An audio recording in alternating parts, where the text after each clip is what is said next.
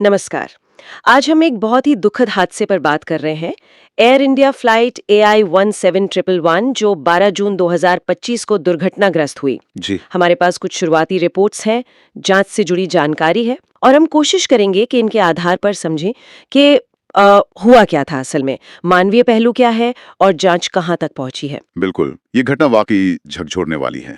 अहमदाबाद से लंदन जा रही थी ये फ्लाइट, बोइंग 787 ड्रीमलाइनर। और टेक ऑफ के तुरंत बाद ही, मतलब कुछ ही पलों में। हाँ, कुछ ही पलों में अहमदाबाद के पास ही मेघानी नगर इलाके में एक हॉस्टल के नजदीक क्रैश हो गई और ये बोइंग 787 ड्रीमलाइनर का पहला घातक हादसा है। अच्छा, ये बड़ी बात है क्योंकि ड्रीम लाइनर का सेफ्टी रिकॉर्ड तो काफी अच्छा माना जाता है। जी हाँ, इसीलिए और भी चिंताजनक है और भारत के लिए भी ये हाल के सालों की सबसे भयानक विमान दुर्घटनाओं में से एक है। सबसे दर्दनाक बात तो ये है कि विमान में 242 लोग थे, 230 यात्री और 12 क्रू सदस्य, और उनमें से सिर्फ एक ही बच पाया। हाँ, ब्रिटिश नागरिक हैं विश्वेश कुमार रमेश।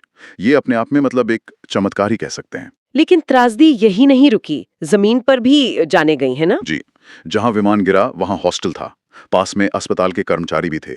कम से कम 30 से 38 लोगों की मौत जमीन पर भी हुई है। ये बहुत ही भयानक है। उफ।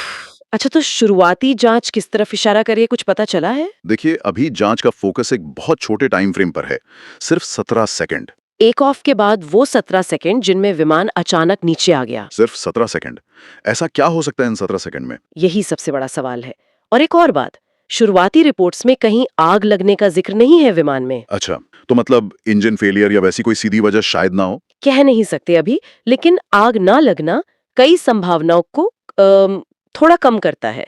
जांचकर्ता कुछ खास तकनीकी चीजों पर ध्यान दे रहे हैं। जैसे कि जैसे टेक ऑफ के वक्त इंजन पूरी ताकत दे रहे थे या नहीं, फ्लैप्स जो कम स्पीड पर लिफ्ट देते हैं उनकी पोजीशन क्या थी, और एक बहुत अजीब बात, लैंडिंग गियर। लैंडिंग गियर, उसका क्या? वो टेक ऑफ के बाद भी नीचे ही था। आमतौर पर तो उड़ान भरते ही गियर ऊपर खींच लेते हैं ताकि हवा का खिंचाव कम हो। हाँ, ताकि विमान आसानी से ऊपर चढ़ सके। गियर नीचे रहने से तो दिक्कत होगी। बिल्कुल, स्पीड और चढ़ने की क्षमता दोनों पर बहुत बुरा असर पड़ता है। ये एक बड़ा पॉइंट है जांच में। तो इन सब सवालों के जवाब वो ब्लैक बॉक्स से मिलेंगे? उम्मीद तो यही है। फ्लाइट डेटा रिकॉर्डर और कॉकपिट वॉइस रिकॉर्डर दोनों मिल गए हैं, उनका विश्लेषण चल रहा है। ये तो काफी जटिल प्रक्रिया होगी। हाँ, बिल्कुल। भारत की DGCA तो है ही, साथ में यूके की AIIB, अमेरिका की NTSB और बोइंग कंपनी के एक्सपर्ट्स भी शामिल हैं। अच्छा, अंतर्राष्ट्रीय सहयोग भी है। जी, आजकल के विमान इतने कॉम्प्लेक्स होते हैं कि ये जरूरी हो जाता है। इसके अलावा आई विटनेसेस और जो भी वीडियो फुटेज मिला है उसे भी खंगाला जा रहा है। इस सारी तकनीकी जांच के बीच वो मानवीय पहलू, वो तस्वीरें आई थीं हॉस्टल से भागते हुए छात्रों की, दिल दहल जाता है। बिल्कुल।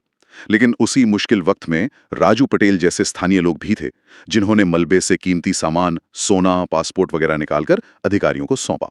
इंसानियत अभी जिंदा है, ये दिखाता है। हाँ, ये सुनकर थोड़ा सुकून मिलता है। और कैप्टन सुमित सभारवाल, उनके बारे में भी कुछ बातें आ रही हैं। जी, कैप्टन सबारवाल काफी अनुभवी थे। 8,200 घंटे की उड़ान का अनुभव था।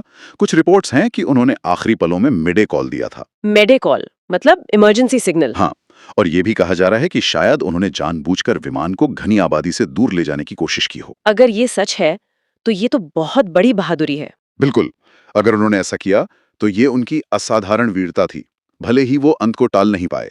जाहिर है एयर इंडिया और टाटा समूह के लिए ये बहुत बड़ा झटका है।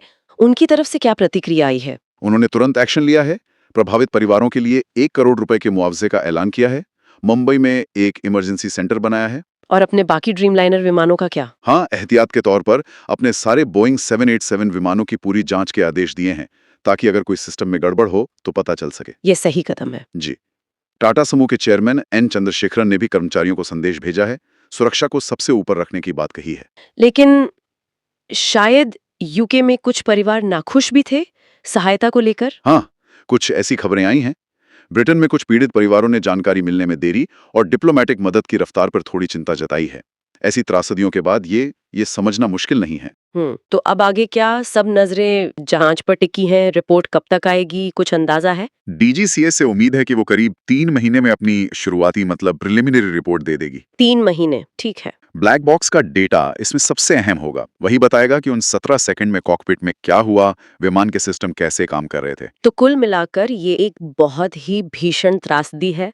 लगभग सभी यात्रियों और क्रू की जान गई, जमीन पर भी जाने गईं, वो एकमात्र जीवित व्यक्ति, स्थानीय लोगों की नेकी, कैप्टन की संभावित वीरता, ये सब इसे और मार्मिक बना देता है। बिल्कुल। और जांच बहुत जटिल है, जिसमें कई देश और एजेंसियां शामिल हैं। हाँ, और जैसा आपने कहा, फोकस उन शुरुआती 17 सेकंड पर है, तकनीकी पहलू, इंजन, फ्लैप्स, लैंडिंग गियर। जी। लेकिन साथ ही कैप्टन सभरवाल के उन आखिरी पलों के एक्शन, विमान को बचाने या आबादी से दूर रखने की कोशिश, वो मानवीय पहलू भी बहुत अहम है। सही कहा।